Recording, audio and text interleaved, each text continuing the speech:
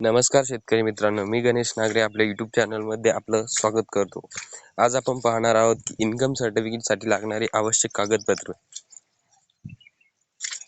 Income certificate कशासाठी लागते, income सर्टिफिकेटला कोणकोणती कागदपत्रे लागतात, इन्कम सर्टिफिकेट किती दिवसात मिळते, त्याची काय काय प्रोसेस हे आज आपण बघणार आहोत. तर आपण आपल्या चॅनलला नवीन असाल तर सबस्क्राईब करा. आपण असेच नवीन नवीन प्रकारचे व्हिडिओ आपल्यासाठी घेऊन येत असतो.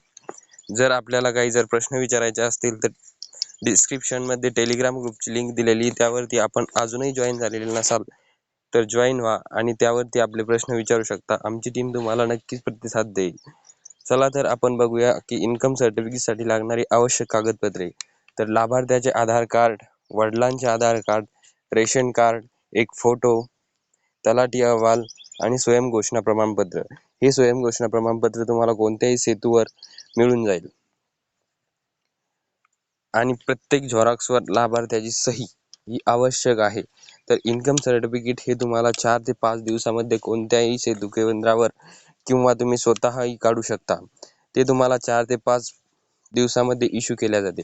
इन्कम सर्टिफिकेट हे कोणाचेही निघू शकते. तुमच्या इन्कमवर, वार्षिक उत्पन्नावर. इन्कम सर्टिफिकेट हे असे प्रमाणपत्र आहे की ते कोणत्याही कामासाठी यूज केले जाते. आवश्यकता असल्यास तुम्ही कोणत्याही कामासाठी त्याचा उपयोग करू शकता. इन्कम सर्टिफिकेट सध्या तरी विद्यार्थ्याच्या स्कॉलरशिपसाठी अति महत्त्वाचे आहे. त्यावरती पूर्ण विद्यार्थ्याची स्कॉलरशिप डिपेंड राहते. जर तुमचं इन्कम 2 लाखापेक्षा जास्त असेल तर तुम्हाला वेगवेगळ्या योजनांमधून बाधित केले जाते.